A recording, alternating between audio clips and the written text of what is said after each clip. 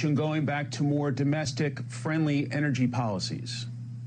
Well, it absolutely is. There are choices to be made here. We need to become more energy independent. We need to actually find ways that we can cut regulations and ensure that the market can thrive. What we see happening is people putting things like their climate change agenda before actually putting the needs of the American people first. They want to push people into electric vehicles. They want to push people away from gas vehicles. They want to have this kind of society. And I think they're willing to throw people under the bus in the short term to do it. We know the things that create a prosperous society. We know the things that actually lead to economic prosperity. They're not doing those things. We do need to deregulate. We need to actually make sure that we're working to develop our own resources here. Even within the past month, the Biden administration has canceled leases that would have allowed us to develop over 1 million acres in Alaska. So these are very obvious choices that they're making, and I think it's time the American people wake up and realize, again, this is not something where they don't understand the results of what they're doing. They just don't care. They want to get their agenda through, and they're willing to sacrifice the well-being of our citizens to do it.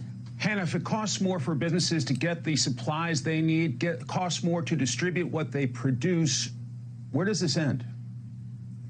Well, it doesn't end well for us, and this is something that people who are true free market capitalists have pointed to for some time. When you try to spend a ton of money, when you try to force businesses to jump through all of these hoops, you know, there's this narrative that keeps getting pushed that only the billionaires suffer as a result of that, or only the corporations suffer as a result of that. But we know that all of that ultimately gets passed down to the consumer. You see higher prices, you see inability to get things that you need. And again, this is something that a lot of people in our society simply cannot sustain. You know, when you're looking at $5 of gas to get to work, and some people are making less than $15 per hour. It doesn't matter what you put the minimum wage at. If the prices of goods keep getting higher, your purchasing power stays the same or decreases. And so we have to actually start looking at the root economic issues in our society and how we can fix them. And we know that traces back to deregulation, getting out of the way of the market, getting out of the way of businesses, and just letting them get back to fixing our economy after they shut it down and pushed us into this mess in the first place.